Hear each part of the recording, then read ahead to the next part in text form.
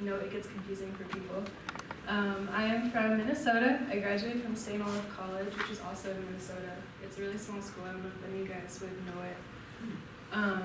But I studied English in my undergrad, and I also studied for a year in Ireland at Trinity College. And before I moved to Butte, I did not know that there was such a strong Irish connection here, but I was very pleased to know that. And I'm interested in making art and history more accessible. It was sort of what I studied in my undergrad and what I hope to study in grad school eventually. But yeah, I just graduated in 2023, this last May. And I am an AmeriCorps VISTA, and I will tell you all about what that means. It's a little confusing. But so basically, I'm in a year of service. My term is from August to August, so I'm about halfway through right now. I am at the Butte and the Bloom, which is a nonprofit that's attached to the Clark Chateau. And the Clark Chateau, as you might already know, is owned by the county. It's county property, but it's operated by the archives. So that's kind of how the connection to the archives. But here is, so you might not know exactly what VISTA is, but if you're familiar with any of these logos or programs, you are already kind of familiar with AmeriCorps. I didn't even know half of these were AmeriCorps programs, but there's a different, like, the ones on the left, those are usually bigger federal programs. Some of them aren't in Montana, but some of them are in other states. Like, I don't think that FEMA is doing stuff in Montana, really, but there are FEMA programs with AmeriCorps. Well, they'll get service members like me to serve and to do more like physical service with like cleanup from disasters and that kind of stuff. Let's see. Reading and Math Corps, those are both in only a few states. They're in Minnesota, so I know about them. That's when a service member goes into usually elementary school and has one-on-one work with kids who are behind in reading or math. Senior Corps and RSVP, I know Butte has a pretty strong RSVP community. I know some of you might even be in RSVP because I know the archives has RSVP volunteers. Are any of you in RSVP? Jim? Yeah? Sweet. But here are some other programs underneath. Those are all like affiliate programs, so those were programs that existed a long time ago, but they got big enough that they wanted federal funding, and AmeriCorps is the way that they get federal funding for their programs. And then on the right, those are mostly more Montana-specific programs. You might recognize Montana Conservation Corps. They do a lot of work in state parks and national parks, and just in different national forests. I'll get more into that later, but then there's Ag Corps, which is specific to Montana. That's through the Department of Agriculture in Montana. And Montana State Parks AmeriCorps too. I'll get more into that. But then down below we have VISTA, and VISTA is what I'm a part of, and I'll tell you about that. And I'm also part of Campus Compact Montana, and I'll tell you more about that too. That's another Montana-specific program. So this is the way that I explain the really confusing AmeriCorps structure and how it works. So basically you have the federal government, and a lot of times the people who make big decisions for AmeriCorps have been presidents. VISTA was started and AmeriCorps was started both by executive orders from presidents. It was from Lyndon B. Johnson and Clinton. Both did executive orders to make that work. But I guess the funding, like how much money is allocated, goes through Congress. And that's also why, I can talk about it later, but the AmeriCorps budget itself was cut by like $300 million this year, so it's gonna change in the future. So then you have AmeriCorps. AmeriCorps, like on the last slide, that's like the main funder. So all the funding that goes into all these programs around the country go through AmeriCorps first. But then there's AmeriCorps branches. There's really three big branches. There's NCCC, there's VISTA, which is what I'm a part of, and then there's state and national programs, which are the other little programs like Ag Corps or state park programs or food corps and like more niche things like that. But so once AmeriCorps goes through VISTA, they communicate with a partner organization, which isn't always a partner organization. Sometimes VISTA works directly with the host site, especially if the host site is a bigger organization and they have enough money to get AmeriCorps people. Because AmeriCorps people, it's a year of service, so I don't really receive a salary necessarily. I receive a living stipend every 2 weeks. And I'm not actually allowed to say that I work. I'm supposed to say that I serve, so it gets kind of funky when I talk about my full-time service 9-to-5 office job. It's not really work, but it feels like work, and it takes a lot of work. But so the partner organization, in my case, is Campus Compact Montana. They are based out of Missoula, and their whole program is getting college students in state universities in Montana involved with volunteering in their communities. So in my case, I technically partner with Campus Compact. They're kind of my super overseers, so they do my training, and I talk to them about like my living stipend and other programs like that. I'm also technically partnered with Montana Tech too, because I'm in Butte. And I have another member of my cohort here, Brandon. He's also with Tech. But he can tell you more about his projects in a little bit. So my host site is the Root of Bloom at the Clark Chateau. So in a usual setting, they would split funding between both. But a partner organization like Campus Compact helps when host sites are small enough to not be able to like hire an AmeriCorps person. Because taking a VISTA, like tag price for a VISTA for a year is like $8,000 in that range. It's really expensive to have a VISTA for a year.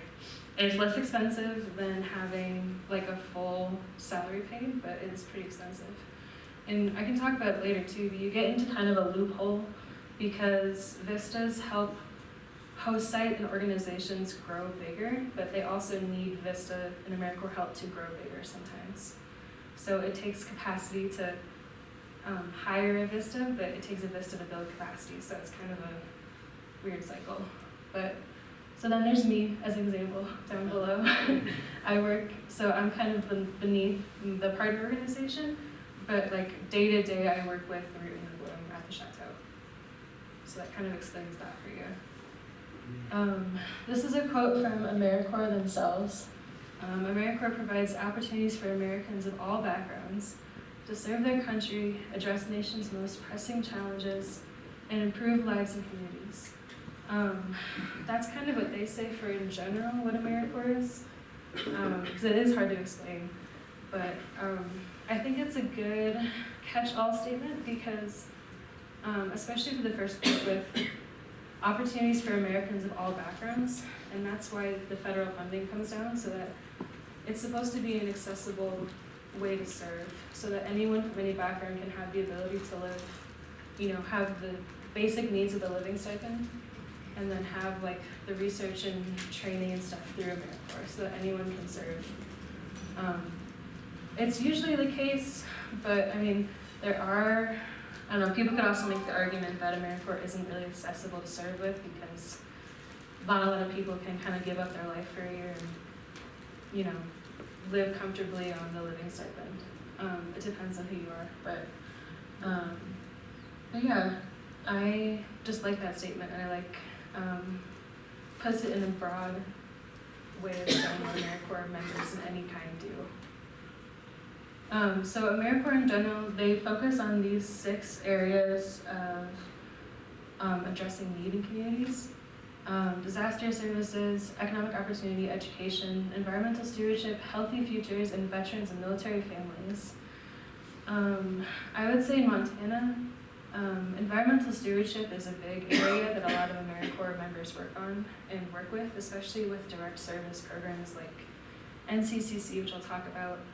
They do a lot of that kind of stuff, but I'll also show you ways that VISTAs like me who work behind the scenes can also do environmental stewardship.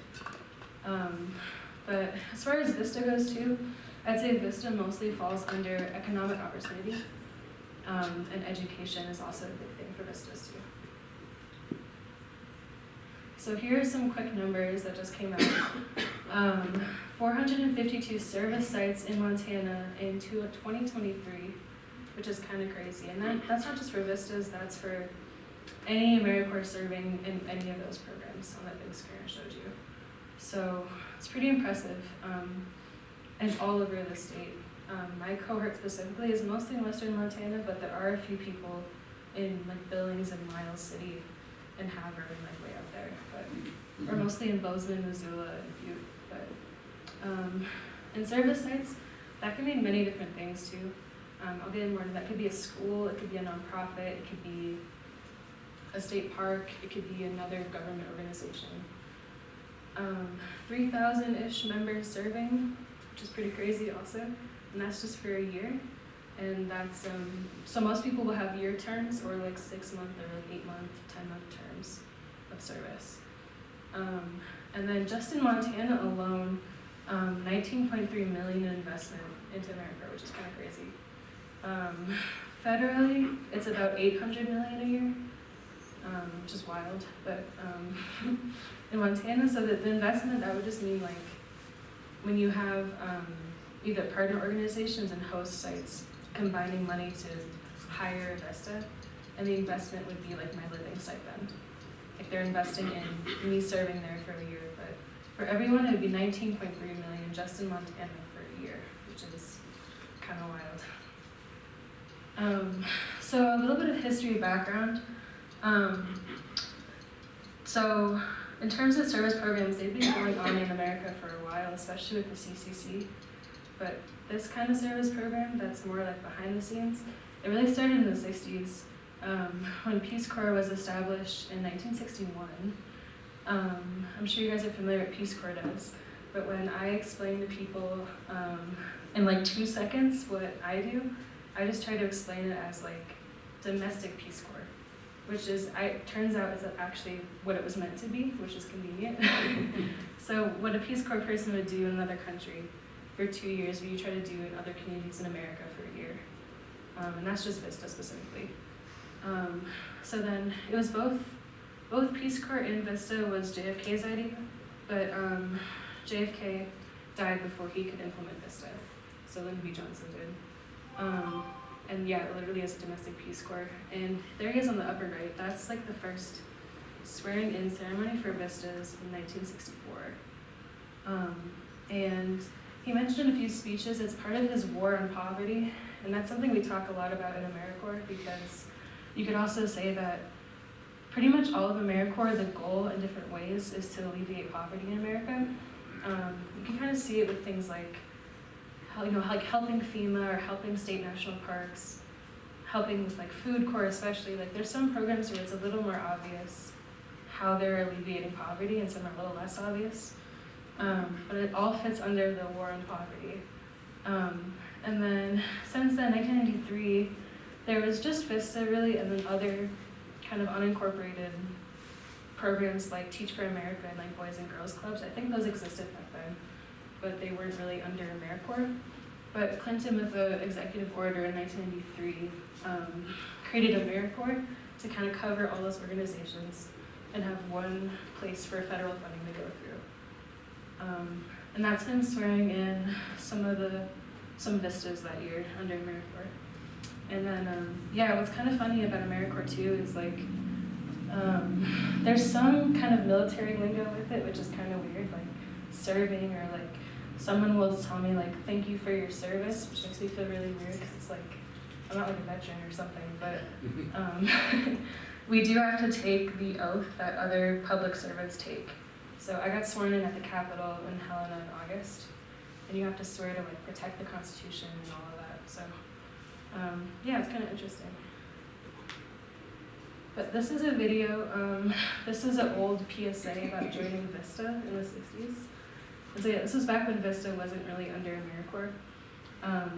And it's kind of a weird video because you can really see how they were trying to do the war on poverty. This is not really how we would talk about a community that we were serving, but it's very interesting, so I'll show you.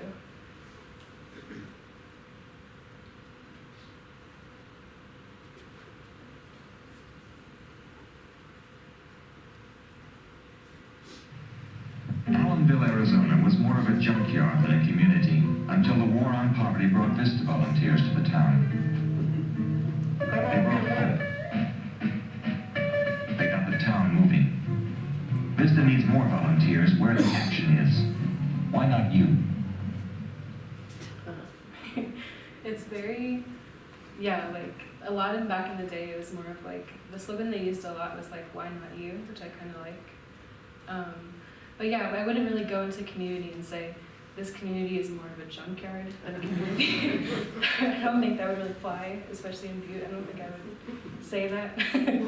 But it also is an example of, back in that time too, VISTA wasn't really specific to behind the scenes. It was more like directly like, that's for example, I guess I don't know what they're doing. They're helping a junkyard or something, but that's more boots on the ground than what I would do. So, as far as I'm sure you guys know about the CCC, but I think it's a good kind of comparison. The CCC, especially in Montana, was gigantic. I mean, and when I say AmeriCorps is all around you, it's true, but CCC is really all around you because they built a lot in Montana. So between 1933 and 1942 in Montana alone, there was like 40,000 service members, which is crazy. But about half of them were from Montana, about half were from out of state, which is kind of the case in AmeriCorps programs in Montana today. As far as my cohort goes, I think we are all from out of state, but that's more common with VISTA programs. But I guess the idea of CCC was more so like economic relief to workers instead of communities. Well, it was kind of both, but people joined AmeriCorps back then CCC back then because they needed money during the Great Depression, and I think it was $30 a week, I'm pretty sure. And I think the workers got like $5 out of it, and I think the families got the rest of the $30, which is kind of interesting. I haven't done the inflation calculations, but I don't think it's super far off from what living stipends are, but we'll have to see, I don't know. And yeah, long-lasting conservation, public recreation, which is still a big focus of AmeriCorps and other CCC-like programs today. But this picture is at Glacier National Park. The CCC there built a lot of infrastructure there. That's them putting a telephone line near Logan Pass, I think, which is kind of cool. So today, the NCCC is kind of what the CCC has turned into. I used to think that the CCC just kind of disbanded, but it didn't really. They just cut funding during World War II.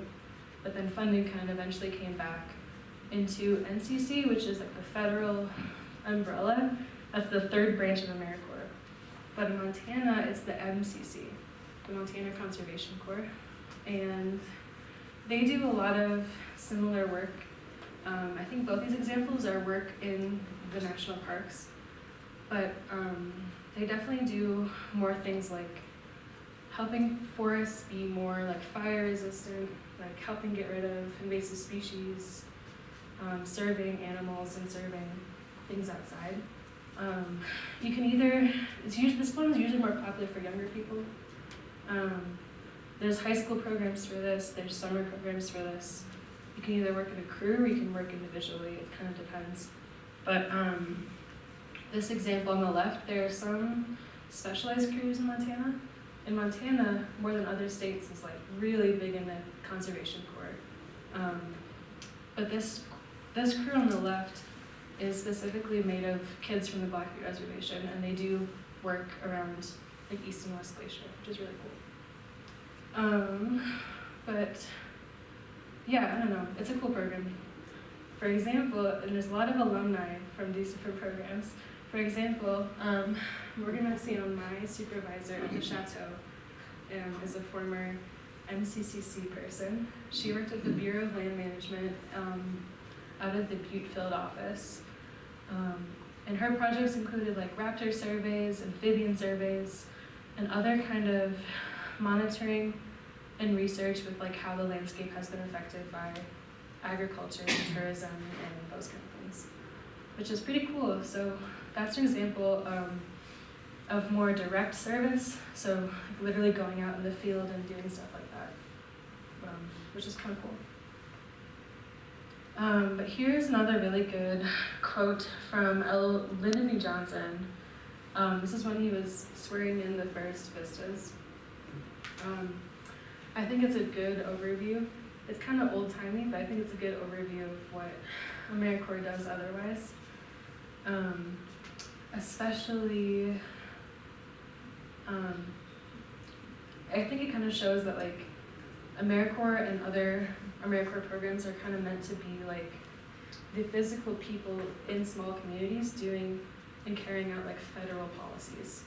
So take like, I don't know, federal like anti-hunger policies, and then have VISTAs and other AmeriCorps people are more the people that go on the ground and enact those policies and help people directly. Yeah, it's kind of old-timey, but to guide the young, comfort the sick, encourage the downtrodden, to teach the skills that which may lead to a more satisfying and a more rewarding life. So this comes to VISTA. So again, that's what I'm part of, and that's a picture of part of our cohort in Bozeman. Those are all VISTAs throughout Montana, and I'll tell you more about some of them. But so VISTA specifically stands for Volunteers in Service to America. And VISTA specifically, like the big difference is that VISTA is behind the scene, and VISTA is more of like an office setting. So instead of like me going out into the field to do surveying, I like raise the money and get like the infrastructure to allow other people in the future to do that. But it's the same kind of thing, still service, still for a year usually. But VISTAs mostly fit under poverty alleviation and capacity building for organizations that already exist. So for a lot of VISTAs, their day-to-day looks like grant research and writing, fundraising, volunteer recruitment, and like community needs assessments. So figuring out what an organization needs to grow and to hopefully have programs that will outlast the VISTA being there. Because some organizations will get like 2 or 3 VISTAs for a year. I'm the second VISTA at the Chateau. So building off of like the past, but also just trying to build these kind of like, for example, like volunteer programs that will outlast the VISTA themselves. So this is my friend Jo. She is a VISTA in Livingston, and I will click on this little video to tell you more about what she's up to in Livingston. But she, there's a good, I don't know, these are just good examples of how VISTAs especially are usually from out of state, usually recent college grads, like me, and they're usually doing really specific things. But they all have, there's a wide variety of backgrounds for VISTAs, and there's a wide variety of what VISTAs end up doing after AmeriCorps too. But I'll click on Jo here.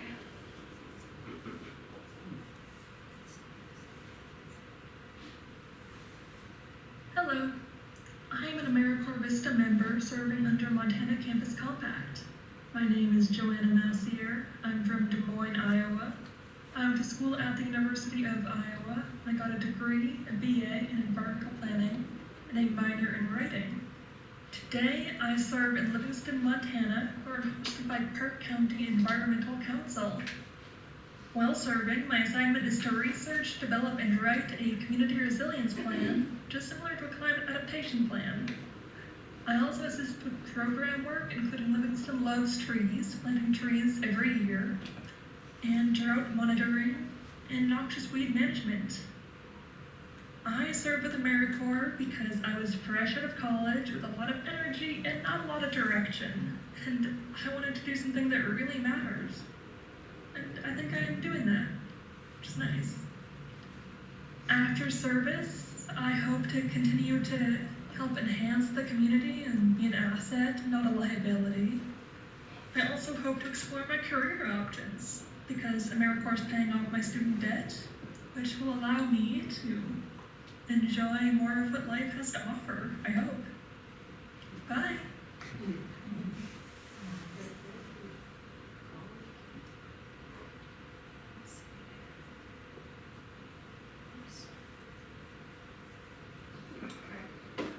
So that's my friend Jo, and I think her service is a good example of how it's indirect. So she like literally works in an office doing that kind of work, which allows for more direct service. So for her example, she wouldn't really be the one, she's not supposed to be at least, being the one like out there planting trees, but she's the one who's raising money for and, you know, building programs so that other people can plant trees for her organization, which is kind of cool. But she also mentioned Campus Compact, which is my partner organization, alongside my host site. So Campus Compact is based out of UM in Missoula, and they have 2 AmeriCorps programs that they oversee. They oversee as VISTAs, and that's all the examples I'll pretty much show you today, and that's Brandon and I. So that's the indirect part, and we serve at all these kind of places. So in Joe's example, she serves on a city board / task force. So she's on the Park County task force to make like a climate resiliency plan. Just an example. For me, I'm at a museum technically. I have another friend I'll show you who's at a museum. But then the same overseers also see college coaches. College coaches are kind of like VISTAs, but not really. I hope that you guys aren't getting lost in all the different kinds of AmeriCorps because it's really confusing. And I actually learned a lot researching for this that I didn't understand before. But college coaches, they only really exist in like 2 states, and Montana is one of them. They do direct service.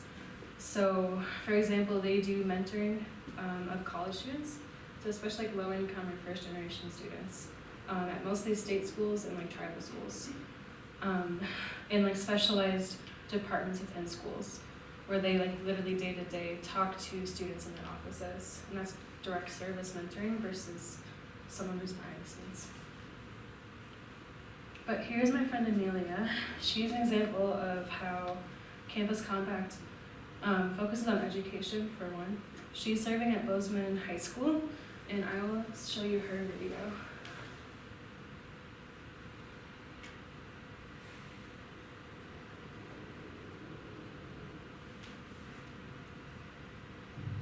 Hi, my name is Amelia Cuba, and I'm originally from upstate New York. I graduated from Trinity College in 2022 with degrees in engineering science and international studies. I'm currently in my 2nd year of service in the Bozeman School District, supporting students experiencing homelessness. A lot of what I do is fundraising and community outreach to raise awareness. I originally wanted to serve with AmeriCorps in order to take what I've learned in college and practically apply it to supporting communities in our country. And hopefully after I'm finished with service, I can continue to address homelessness in students at the state or local level. I never would have had the opportunity to discover this passion of mine without AmeriCorps. Hi, my name is Amelia Cuba, and I'm originally from upstate New York. I graduated from Trinity College. Okay. So yeah, Amelia's an example of someone serving in education, but not necessarily serving at like a college. But she's doing cool work, and this is her 2nd term of service, which is pretty cool. But here's my friend Griffin. Griffin's another example of education with AmeriCorps. He is actually serving on MSU's campus in their student support office. So I'll show you his video.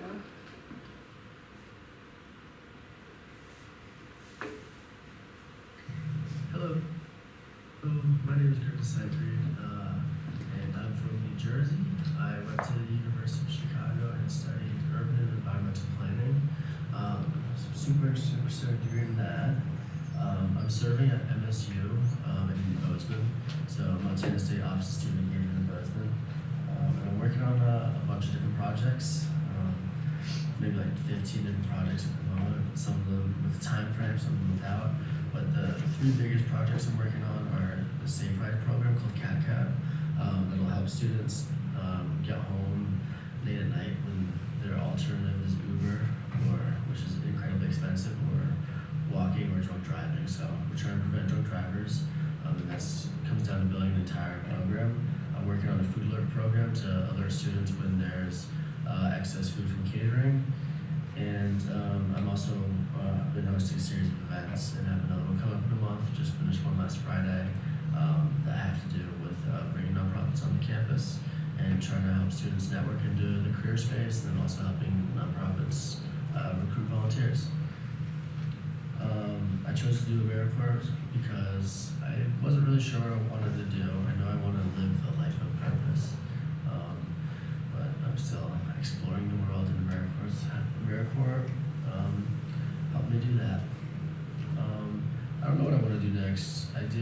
eventually I want to go to grad school, but I would like to work in the urban development or community development career space before I go to grad school. Thank you. Have a great day. Cute.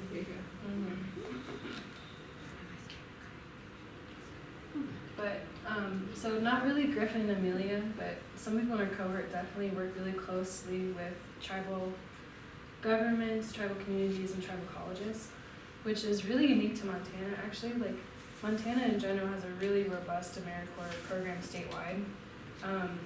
It's a side note, but actually, when we're talking about the MCC, the people who are like literally chopping down trees and stuff, there's a new national program called Climate Corps that is being modeled after Montana Conservation Corps, which is really cool.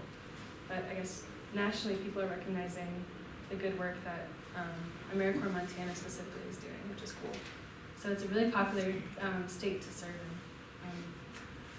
in. So yeah, there's different ways VISTAs and college coaches work with tribal organizations. Some people literally work in their offices. Some people work in specialized offices, like my friend Almeda. She works at MSU Billings in their Native American Achievement Center. So she, not one-on-one with like Native students, but she helps them, helps research like why they drop out of college more likely, and how to keep first-generation, Native students in college, which is really important. She helped organize this event, which was really cool. It was a fundraiser and just kind of an awareness event at a basketball game to raise awareness about missing and murdered Indigenous people, which is really cool. She's from upstate New York, also like Amelia. But I like her quote here that she herself dropped out of college, and I think she's going to go back eventually, but I think it's a good example of how there's so many different backgrounds for VISTAs even, and it really informs the way that they do service and help out their communities, which is really cool. This is my friend Grace. She is in Missoula. She's at Fort Missoula, and her thing is probably most similar to what I'm doing. So she helps build volunteer programs and like volunteer manages at Fort Missoula. So she's there like me for a year. She's from Iowa, and if you notice, Joe is also from Iowa. In our cohort of like 10 people, there are 3 people from Iowa. I don't know what that tells you, but yeah, a lot of Midwesterners. But yeah, so she's working on that kind of stuff, and I like her quote too about why she wanted to serve. So now we talk about my VISTA project specifically. So like I said, I'm with the Root and the Bloom, which is the nonprofit that's attached to the Chateau. So the Root and the Bloom puts on like humanities programming, like concerts, book club, kids art class, a high school internship program. And because we're owned by the county doesn't really give funding for those kind of extra programs. So that's where I come in, to be here for a year to hopefully raise money for the Root and the Bloom to make sure the programs can go on. And programs like Grace and I's that are more at like museums and stuff is a little less obvious to see directly how it's like poverty alleviation with VISTA. But I would explain it by saying that my work this year is to hopefully make sure that like the programs at the Chateau stay accessible and stay affordable to people who want to participate through fundraising, through stuff like that.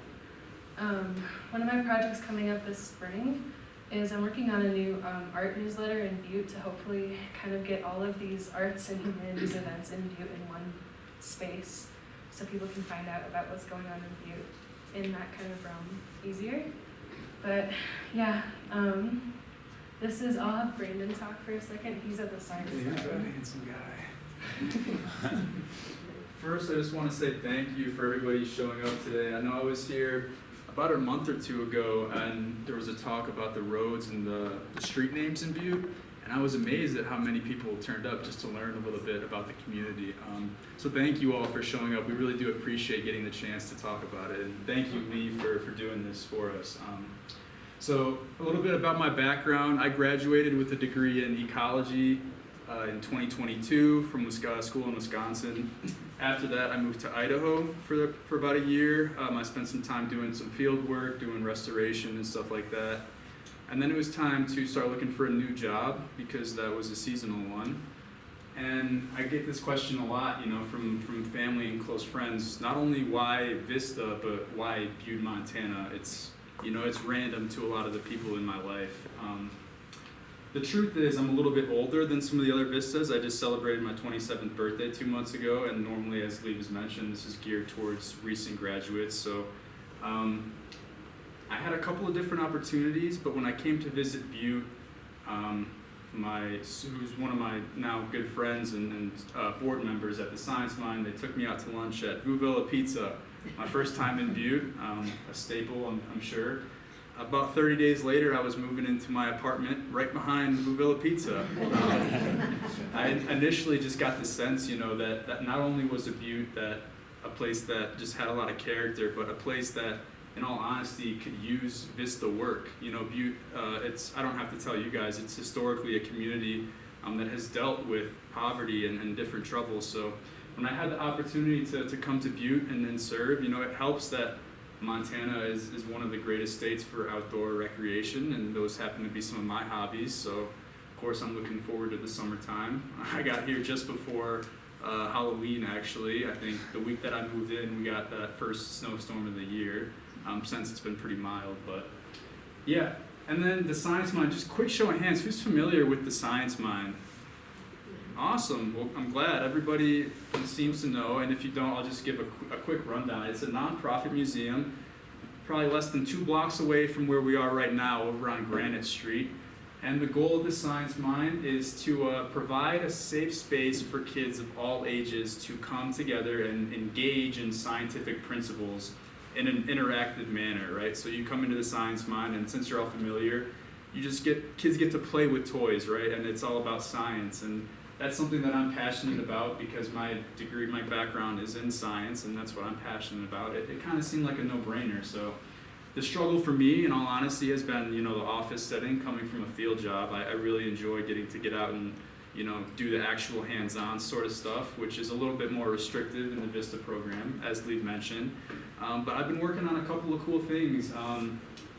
We got the St. Patrick's Day Parade coming up. I just sent in our application to take the Science Mine van right through the parade, maybe blow some bubbles for the people. The other thing I got working on is our big fundraiser of the year. It's called Battle of the Brains. We host that every year, and that kind of kickstarts our funding and whatnot. So that's kind of fun, getting to go, you know, shake some hands and shake some people down for some money throughout the community. But I learned pretty quickly that Butte is a really giving community, and it's been, you know, it's been a lot of fun to get to meet the different characters in the community. The only other thing that I'd like to mention to you all, you know, plans after service.